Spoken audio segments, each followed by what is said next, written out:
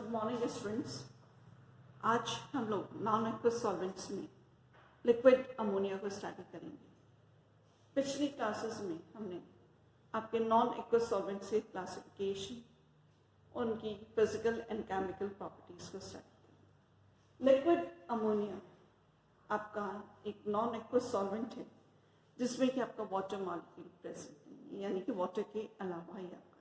लेकिन liquid ammonia के जो रिएक्शंस होते हैं ये आपके बिल्कुल वाटर के भांति होते हैं, यानी कि जिस तरह से आपका एक्वस सॉल्यूशंस में या वाटर मीडियम में जो आपके रिएक्शंस होती हैं बिल्कुल उसी तरह से आपके लिक्विड अमोनिया की भी रिएक्शंस होती हैं। ये जो हमारे पास लिक्विड अमोनिया है इसको हम लोग ईजिली हैंडल कर सकते हैं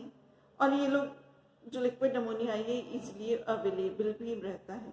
इसलिए हम लोग इसको आपका स्टडी नॉन एक्वस सॉल्वेंट के फॉर्म में ये वाइडली हमारा यूज सॉल्वेंट के जैसे काम आता है। लिक्विड अमोनिया जो होता है ये हमारा आपका हम कह सकते हैं कि ये हमारा एक आपका सॉल्वेंट है जिसमें कि हमारे पास आपका ये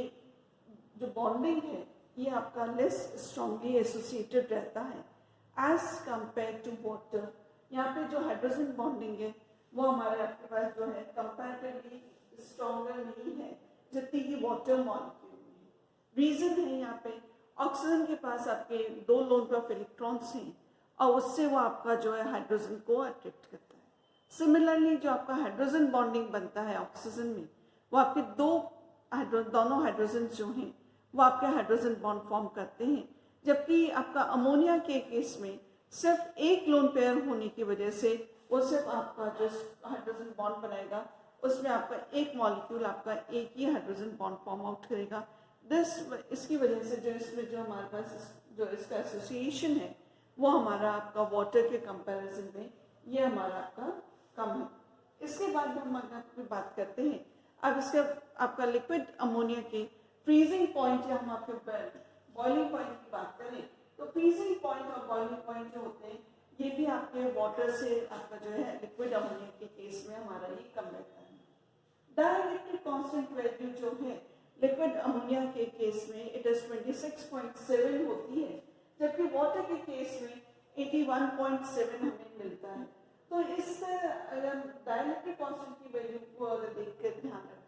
बात करते हैं तो जो लिक्विड अमोनिया होता है ये आपका जिस तरह से वाटर में आपके कई सारे सॉल्ट्स जो सॉल्युबल हो जाते हैं लिक्विड अमोनिया में वो नहीं रहेंगे, क्योंकि इसके डाइलेक्ट्रिक कांस्टेंट की वैल्यू जो है वाटर के कंपैरिजन में काफी कम है।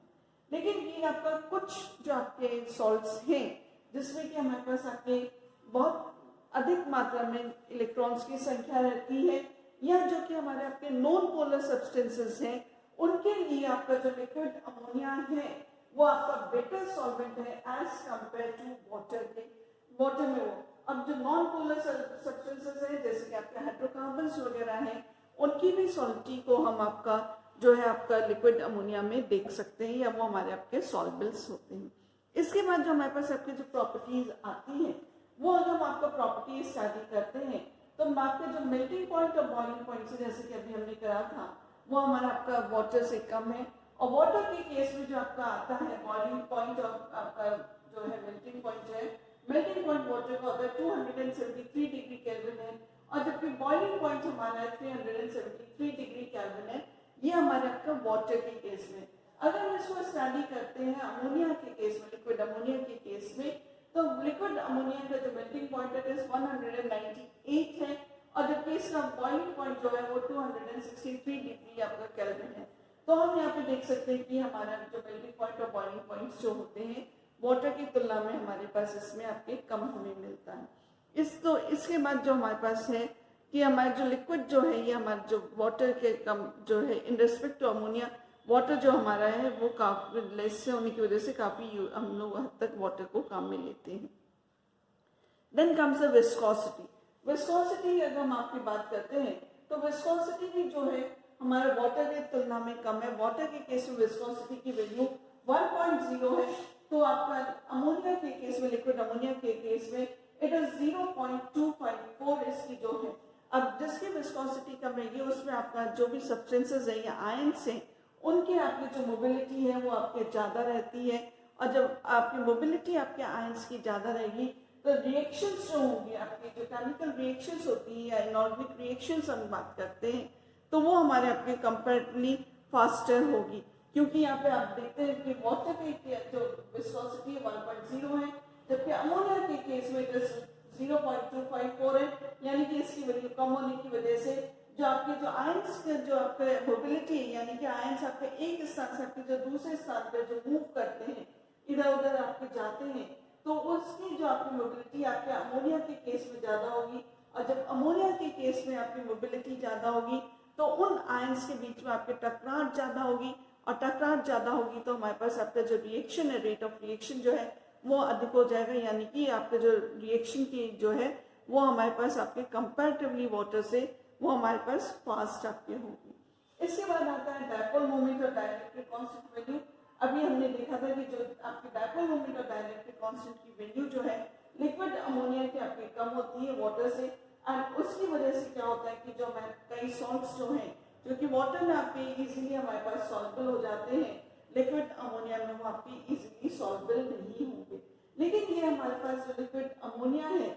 ये हमारे पास आपका लेवलिंग एजेंट्स के जैसे काम करता है, यानी कि हम यहाँ जो लेवलिंग हमारे पास जो है और सॉल्वेंट के जैसे काम कर रहा है वो हमारे पास डिपेंड करता है प्रोटॉन एफिनिटी को लेकर हमारे पास हम बात करते हैं। तो अमोनिया की जो प्रोटॉन एफिनिटी की जो वैल्यू होती है वो वाटर की तुलना में अधिक होती है, और इसलिए जो अमोनिया है ये आपका लेवलिंग सॉल्वेंट की तरह से कार्य करता है for strong acid and a weak acid. Strong acids यहाँ पे हमारे हो सकते हैं HCl हो सकता है, HNO3 हो सकता है, और वीक एसिड में हम आपका एसिटिक एसिड ले सकते हैं, यानी कि CH3COOH ले सकते हैं, हम आपका कार्बोनिक एसिड ले सकते हैं। तो यहाँ पे हमारे पास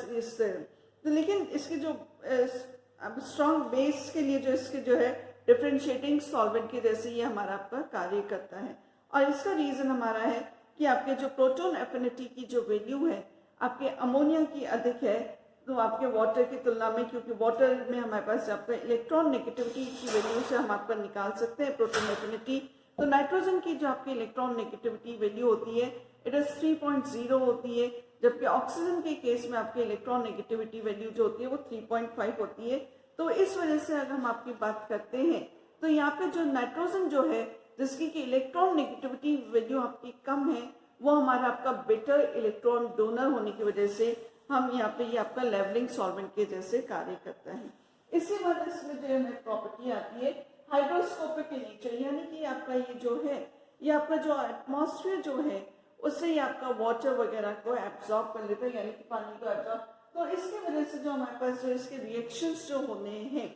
वो हमारे पास आपके रिएक्शंस को हमें आपका एयर टाइट एपरेटस में करने पड़ेंगे। अदरवाइज क्या होगा, जो भी हमारे सब्सटेंसेस जो रिएक्ट करने के लिए हैं या जिनके बीच में हमारा रिएक्शंस होने हैं वो रिएक्शंस हमारे आपके क्या होगा, वाटर भी उसमें आपका पार्टिसिपेट करेगा, and we will not have the हमें जो प्रोडक्ट्स हमें जो मिलने चाहिए वो हमें आपका जो प्रॉपर आपका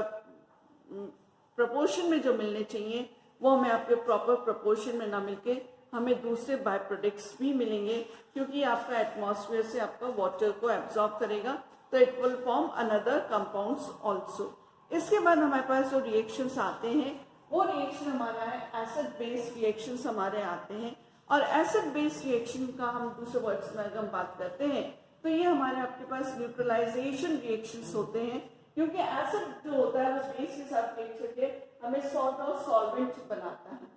जैसे कि हमने आपका पिछले क्लासेस में स्टडी करा था, जो अमोनियम सॉल्ट्स जो होते हैं वो सारे के सारे आपके लिक्विड अमोनिया के केस में ये हमारे आपके एसिड की तरह एक्ट करते हैं। क्यों करते हैं एसिड की तरह? क्योंकि वो हमारे पास आपका जो केटाइंस की जो सांद्रता है उसको हमारे इंक्रीज करता है। तो हमारे जितने भी अमोनियम सॉल्ट्स हैं वो हमारे एसिड की तरह यानी कि अम्ल की तरह कार्य करते हैं।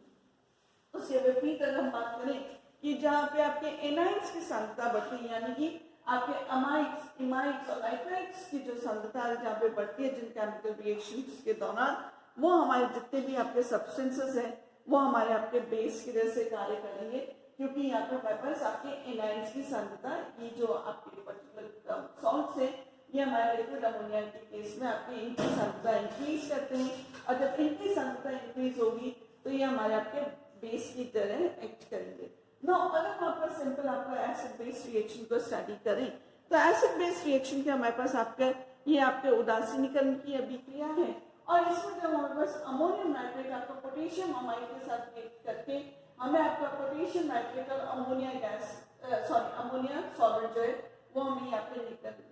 रिलीज आउट होता है। इसी तरह से अमोनियम आयोडाइड जो है आपका लेड इमाइड के साथ रिएक्ट करके हमें लेड आयोडाइड और अमोनिया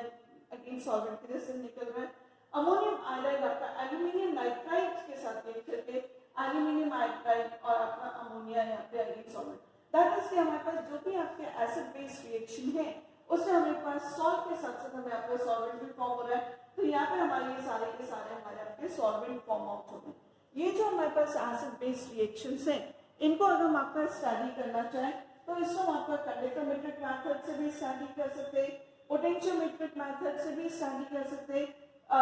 यानी कि हम आपका कंडक्टिविटी टाइट्रेशंस या हम आपका पोटेंशियोमेट्रिक टाइट्रेशंस को कंडक्ट करके भी इन एसिड बेस रिएक्शंस को हम स्टडी कर सकते हैं। कंडक्टिविटी मेथड हो या आपका या पोटेंशियोमेट्रिक मेथड हो इसमें हमें आपका इंडिकेटर की जरूरत नहीं होती है। इसको हम आपका यहाँ पे सिंपल आपका there is no need for the colour indicators यहाँ पे टाइट्रेशन में इनके एंड पॉइंट से हम आपका निकाल सकते हैं कि उसमें एंड पॉइंट आपका क्या है and then again it can be result. क्योंकि वहाँ पे जो हमारी कंडक्टिविटी टाइट्रेशंस जो होती हैं अगेन ये आपका मूवमेंट ऑफ द आयंस पे बेस्ड है तो एक पर्टिकुलर आपके वॉल्यूम तक तो इनकी जो कंडक्टिविटी जो है वो आपके डिक्रीज होती है, उसके बाद इनकी मोबिलिटी क्योंकि वो आयंस आपके खत्म हो जाते हैं उस पर्टिकुलर सेम जिसमें भी हम आपका एक टाइट्रेशन को परफॉर्म कर रहे हैं तो कंडक्ट आयंस जब हमारे पास क्योंकि वो हमारे किस में सॉल्ट में चेंज हो रहे हैं इसलिए वो आयंस हमारे पास उस पर्टिकुलर वेसल में हमारे पास नहीं रहते हैं क्योंकि वो अपने दूसरे आयंस के साथ रिएक्ट करके उन्होंने आपका सॉल्ट फॉर्म आउट कर दिया है। अब इसके बाद हमारे पास जो बचाता है तो हमारे पास जो सिर्फ जो हमारे पास टाइट्रेंट होता है जिसको कि हम आपका ब्यूरेट से ऐड करते हैं सिर्फ वो वाले आयंस रहते हैं और उन आयंस की वजह से जो हमारी कंडक्टिविटी है वो हमारे पास आपके वापस से इंक्रीज होती है। तो जहाँ पे कि हमारे डिक्रीजिंग पॉइंट आपका इंक्रीजिंग पॉइंट जब मिलते हैं वो हमारा आपका कंडक्टिविटी टाइट्रेशन में जो होता है वो हमारा एंड पॉइंट रहता है। तो इस तरह से हम आपका without using the colour indicators हम आपका एंड पॉइंट निकाल लेते हैं and then we will can calculate out the strength हमारा जो भी है हम उसको कैलकुलेट आउट कर सकते हैं। लेकिन अगर हम आपका कलर इंडिकेटर यूज करना चाहें फॉर एग्जाम्पल अगर हम आपका फिनोल्फिन हम आपका यूज करते हैं जो कि कलर इंडिकेटर है वो हमारा इनिशियली जब आपका स्टार्ट करते हैं टाइट्रेशन में तो ये हमारा इसमें जो फिनोल्फिन है वो हमें आपका कोई कलर नहीं देता है यानी कि वो हमारा आपका कलरलेस रहता है। और जैसे जैसे आपका जो टाइट्रेट यानी कि हमारा जो बेस है आपका जो है बेस हमारा क्या हुआ यहाँ पे आपके इमाइड्स हो गए इमाइड्स हो जाएंगे नाइट्राइड्स हो जाएंगे हमारे सारे बेस है और जैसे जैसे ये हमारे आपका टाइट्रेटिंग क्लास में इनकी सांद्रता बढ़ती जाती है जो कलरलेस हमारा था फिनोल्फिन वो हमारा आपका इतना ही मीडियम होते ही वो हमें आपका कलर देता है। दैट इज कि इन पर्टिकुलर आपका जो एसिड बेस टाइट्रेशन जानते हैं हमारे पास आपका सॉल्वेंट अमोनिया है वहाँ पे हमें आपका ये कलरलेस से इंटेंस रेड इन कलर में चेंज होता है। तो इस तरह से जो हमारे पास आपके हैं एसिड बेस टाइट्रेशन को हम यूजिंग द इंडिकेटर्स भी हम जो कि हमारे पास कलर इंडिकेटर्स हैं उनको भी यूज करके हम इसको स्टडी आउट कर सकते हैं यानी कि हम उसका एंड पॉइंट निकाल सकते हैं और जब एंड पॉइंट हमारे पास आ जाएगा then we can calculate out the strength हम निकाल सकते हैं। इसके बाद आता है आपका रेडॉक्स टाइट्रेशन। रेडॉक्स टाइट्रेशन का तात्पर्य यह है कि वो अभिक्रिया है जहाँ पे कि आपका ऑक्सीकरण और अपचयन दोनों ही आपका हो रहा है। ऐसी अभिक्रियाओं को हम आपका रेडॉक्स आपका रिएक्शन या रेडॉक्स अभिक्रियाएं हम आपका कहते हैं। नाउ लिक्विड अमोनिया जो है इसमें आपके जो रिएक्शंस होती हैं बिल्कुल उसी तरह से होती है जिस तरह से कि आपके एक्वस मीडियम में हमारे पास आपके रेडॉक्स टाइट्रेशन है यानी ऑक्सीडेशन और रिडक्शन टाइट्रेशन जो एक्वस मीडियम होती है बिल्कुल उसी भांति हमारा लिक्विड अमोनिया के केस में भी जहाँ आपका जो मीडियम है वहाँ पे हमारे वो रिएक्शंस होती हैं। ना इसमें भी हमारे पास आपके जो इनऑर्गेनिक सब्सटेंसेस हैं जो कि हमारे आपके रिडक्शन के जैसे भी काम में आते हैं और उनमें ऑक्सीडेशन भी हमारा आपका होता है। ना फॉर एग्जाम्पल अगर हम आपका लें जो सोडियम हमारा है मेटेलिक सोडियम जो हमारा है ये अमोनिया और ऑक्सीजन के साथ रिएक्ट करके हमें आपका NaOH और हमें सोडियम अमाइड हमें आपका दे रहा है दैट इज NaNH2 हमें मिल रहा है। तो यहाँ पर हम आपका देखते हैं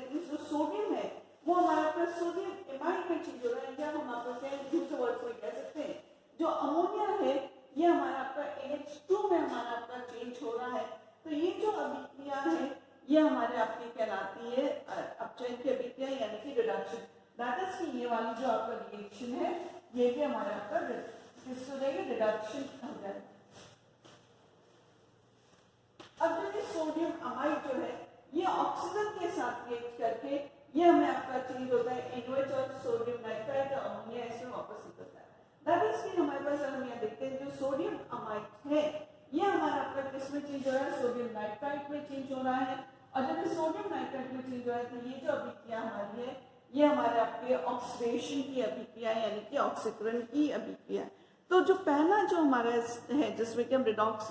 रिएक्शंस को स्टडी करते हैं, when the gases oxygen is pass slowly, जब हम आपका जो ऑक्सीजन गैस है उसको अगर हम आपका जो मेटेलिक सोडियम का जो है और लिक्विड अमोनिया का जो बना है, लिक्विड अमोनिया में जो आपका मेटल का सोल्यूशन बना है, यदि हम आपका उसमें स्लोली हम आपका गैस ऑक्सीजन गैस को पास करते हैं तो हमारे पास आपका ऑक्सीडेशन और रिडक्शन अभिक्रिया को हम स्टडी कर सकते हैं। सेकेंड इसमें हमारे पास आता है solution of alkali and alkaline earth metals जो होते हैं लिक्विड अमोनिया में, ये हमारे आपके इलेक्ट्रॉन डोनर के जैसे एक्ट करते हैं। और यहाँ पे जब ये इलेक्ट्रॉन डोनर के जैसे एक्ट कर रहे हैं इसका मतलब ये हुआ कि हमारे आपके रिड्यूसिंग एजेंट के जैसे कार्य कर रहे हैं। और जहाँ पे कि वो इलेक्ट्रॉन एक्सेप्टर की भांति काम करते हैं तो हमारे आपके ऑक्सीडाइजिंग एजेंट्स के जैसे काम करेंगे। यानी कि अब यहाँ पे अगर हम आपका देखते हैं तो जो अमोनियम आयन है ये हमारा किस में चेंज हुआ, अमोनिया में चेंज हुआ। और यहाँ पे जो आपका सोडियम है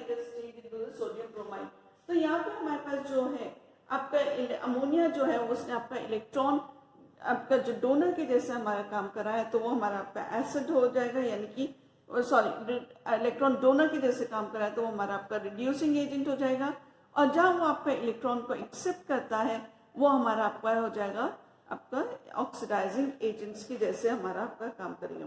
तो इस रिएक्शन में अगर हम आपका देखते हैं तो ये जो हमारे पास रिएक्शन है ये भी हमारे पास आपका ऑक्सीडेशन रिडक्शन की अभिक्रिया है। क्यों, यहाँ पे हमारा जो सोडियम है वो हमारा आपका 0 to ये चेंज हुआ -1 में हुआ है। दैट इज कि यहाँ पे इसने क्या करा है, अपना इलेक्ट्रॉन्स को एक्सेप्ट करा है। तो ये हमारा आपका इसका ऑक्सीडेशन है। और ये जो अभिक्रिया है ऑक्सीडाइजिंग एजेंट है ये, और ये जो अभिक्रिया है हमारी कौन सी कहलाएगी, अपचयन की अभिक्रिया हमारी कहलाएगी। इस तरह से जो अमोनियम आयन है ये हमारे किस में चेंज हुआ है, अमोनिया में है। तो ये हमारे आपके जो है और यहाँ पे जो अमोनियम आयन जो है ये हमारा क्या है, आपका ऑक्सीकारक पदार्थ है। और ऑक्सीकारक पदार्थ की वजह से हमारे इसमें आपका जब एक्सेप्ट इसे डोनेट कराया तो ये हमारा आपका रिड्यूसिंग एजेंट के जैसे हमारा आपका काम करेगा। तो ये हमारे पास आपका जो है कि यहाँ पे इस तरह से हम आपका जो है कई सारे रिएक्शंस जो हैं इसको हम आपका स्टडी आउट कर सकते हैं। Thank you.